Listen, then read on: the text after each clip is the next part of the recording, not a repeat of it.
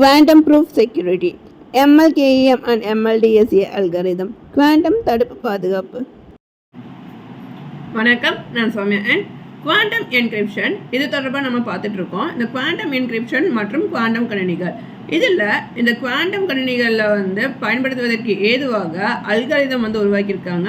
அது மிகவும் பாதுகாப்பாக ரகசிய சாவியை பரிமாறக்கூடிய தருணத்தில் எந்த ஹேக்கர்களாலுமே அந்த ரகசிய சாவியை பெற முடியாத வண்ணம் உருவாக்கப்பட்ட இந்த MLKEM மற்றும் MLDSA அல்காரிதமில் மிக முக்கியமாக பயன்படுத்தக்கூடியது தான் இந்த லேட்டிஸ். இந்த லேட்டிஸ் அப்படிங்கிறது குறிப்பாக 500லேருந்து 1000 பரிணாமங்கள் கொண்ட ஒரு சமன்பாடை எப்படி நம்மளால் சமன் செய்ய முடியும். அது மிகவும் சிக்கலான ஒரு கணித முறை இல்லையா?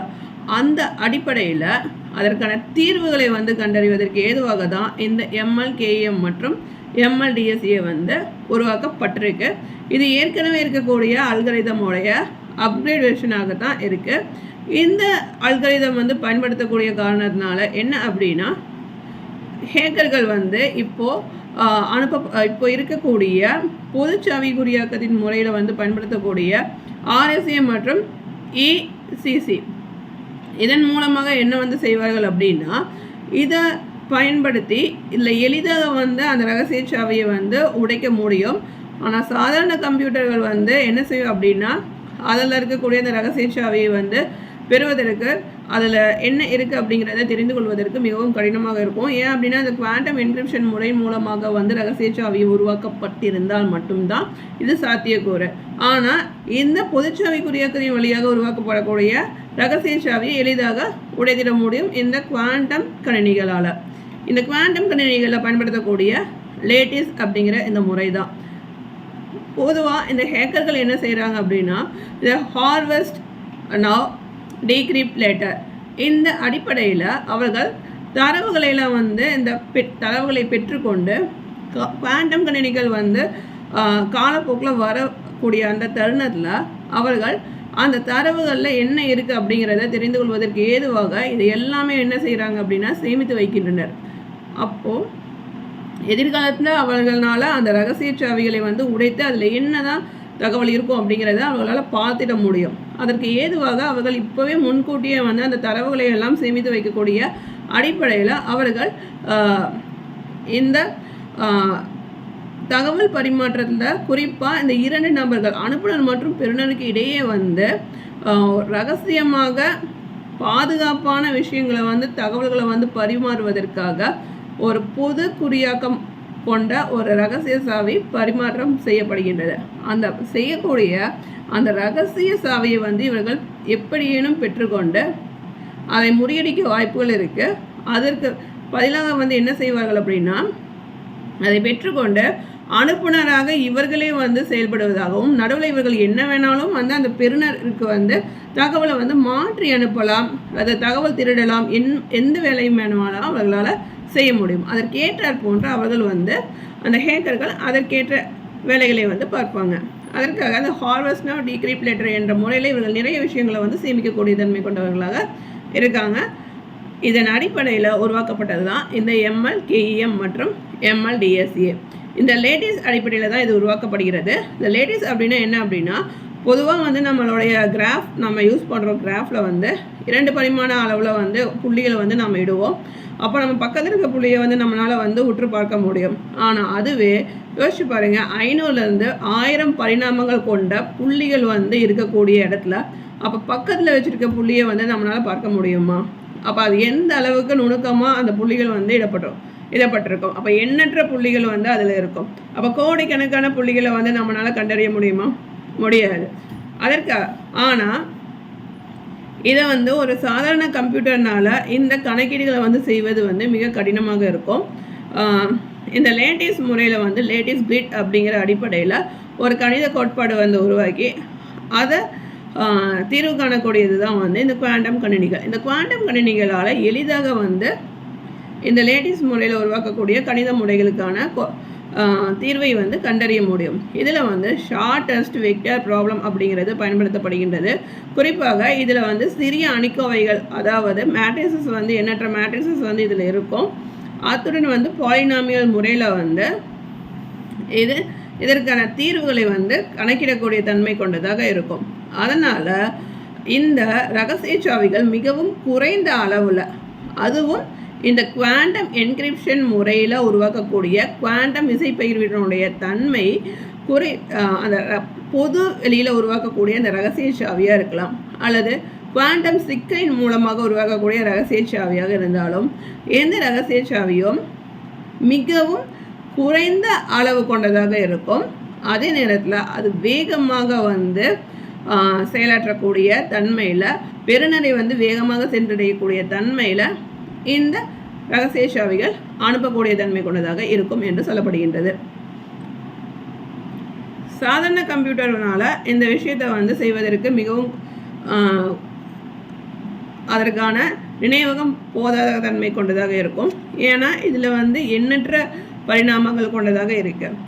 அதனால் சிறிய அளவில் வந்து அணிக்கோவைகள் மற்றும் பாலினாமியல் தொடர்பாக அது கணித முறைகளில் தீர்வு காண்பதற்கு அதற்கு நினைவகம் வந்து தேவை. அதுவும் வந்து அதிக அளவு நினைவகம் தேவைப்படுகின்றது. போதாத குறைக்கு அது அந்த வேலையை வந்து செய்யக்கூடிய ஒரு தருணத்தில் மிகவும் நேரம் வந்து எடுக்கும். அதன் பொருட்டு தான் வந்து இந்த குவாண்டம் கணினிகள் வந்து இந்த லேட்டிஸ் முறையில் வந்து செயல்படக்கூடிய தன்மை கொண்டதாக இருக்குது. இந்த மாடியூல் லேட்டிஸ் அப்படிங்கிறது குறிப்பாக இது வரும்போது இந்த டிகிரிப்ஷன் பண்ணுறதுக்கு, குறிப்பாக இந்த பொதுச்சாவி குறியாக்கம், இந்த ரகசிய சாவியை வந்து குறியாக்கம் செய்வதற்கு இது மிகவும் மிக குறைந்த அளவுலேயே வந்து அந்த ரகசிய சாவியை வந்து உருவாக்கக்கூடிய தன்மை கொண்டதாக இருக்கும். அதுவுமே வேகமாக செயலாற்றி இந்த ரகசிய சாவியை உருவாக்கி 2 நபர்களுக்கு இடையேயான தகவல் பரிமாற்றத்தை அது பாதுகாப்பாக இது உறுதி செய்யக்கூடிய தன்மை கொண்டதாக இருக்கும். இப்போ நம்ம MLKEM அப்படின்னா என்ன நம்ம பார்க்கலாம். இந்த MLKEM அப்படிங்கிறது module lattice based key encapsulation mechanism. இது எதற்கு வந்து பயன்படுத்தப்படுகிறது அப்படின்னு பார்த்தோம்னா, இது குறிப்பாக இப்போ தற்போது பயன்பாட்டில் இருக்கக்கூடிய RSA மற்றும் டிஃபி ஹெல்மன் என்ற பொதுச்சாவி குறியாக்கத்திற்கு மாற்றாக தான் இந்த MLKEM வந்து பயன்படுத்தப்படுகிறது. இது வந்து சைபர், அதாவது இது இந்த கிரிப்டோகிராஃபி பொறுத்த வரைக்கும் கிறிஸ்டல் கைபர் என்ற முறைக்கு மேம்படுத்தப்பட்ட தன்மை கொண்டதாக இந்த MLKEM வந்து இருக்கின்றது. இணையத்தில் பாதுகாப்பாக ரகசிய சாவியை வந்து 2 நபர்களுக்கு இடையே பரிமாறுவதற்கு ஏதுவாக இது வந்து உறுதித்தன்மையுடன் செயல்படக்கூடிய தன்மை கொண்டதாக இருக்குது. MLDSA அப்படிங்கிறது module lattice based digital signature algorithm. இது கிறிஸ்டல் டைலித்தியம் இதனுடைய மேம்படுத்தப்பட்ட முறை தான் இந்த MLDSA என்பது. இது தற்போது இருக்கக்கூடிய RSA மற்றும் பொதுச்சாவி குறியாக்கத்தில் இருக்கக்கூடிய RSA மற்றும் எலிப்டிக் கர்வ் DSA, அதாவது ECDSA, இதற்கு மாற்றாக வந்திருக்கக்கூடியது தான் இந்த MLDSA. இப்போது இந்த MLKEM மற்றும் MLDSAவை கூகுள் குரோம் மற்றும் ஆப்பிளில் வந்து iMessage இதிலெல்லாம் வந்து இது பயன்படுத்தப்படுவதற்கு ஏதுவாக இந்த மென்பொருளில் வந்து இந்த தரநிலைகளை இதன் அடிப்படையில் மேம்படுத்தி கொண்டு உள்ளனர்.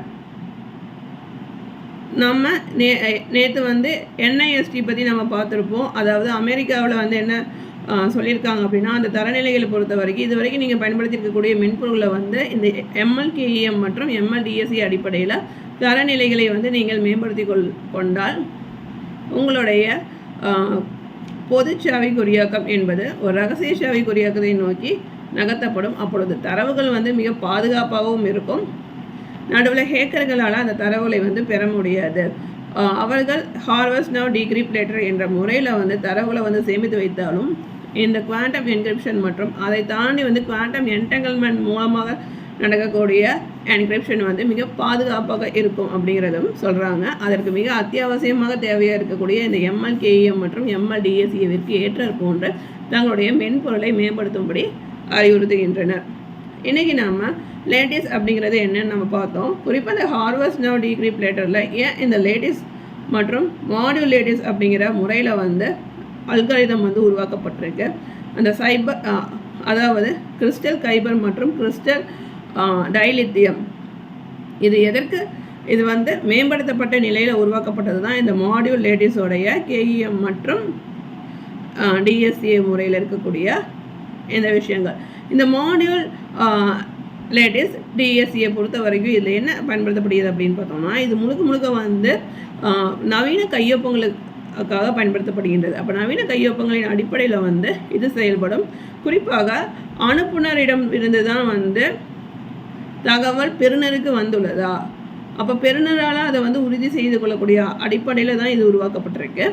நடுவில் வேறு யாரேனும் வந்து இந்த தகவலை பெற்று அவர்கள் அந்த தகவலை பெறுநருக்கு அனுப்புகின்றனரா, இந்த மாதிரியான விஷயத்தில் உறுதித்தன்மையும் உண்மையான விவரம் வந்து என்னவாக இருக்கும் அப்படிங்கிறத உறுதி செய்வதற்காகவே இந்த எம்எல்டிஎஸ்ஏ என்பது உருவாக்கப்பட்டிருக்கு.